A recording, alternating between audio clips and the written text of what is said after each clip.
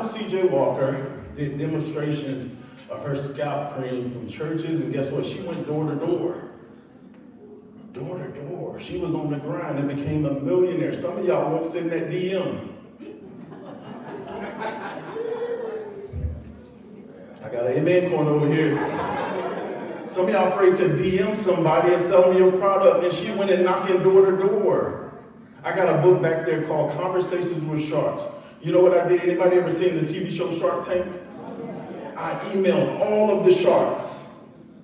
One more time. I emailed all of the sharks from ABC Shark Tank. Barbara Corkin was the only one to email me back and agreed to give me an interview. Guess what it started with? An email. Me and Barbara hit it off so well, I said, Barbara, will you help me get an interview with Damon John? She said, of course. All I did was ask. She put me and Damon in a group text. She said, hey, Damon, give this guy an interview. He's a great guy. Damon immediately responded. We set up the interview. I took both interviews along with my notes from the show. Guess what, Aaron? Published a book and it hit #1 on Amazon. My guy.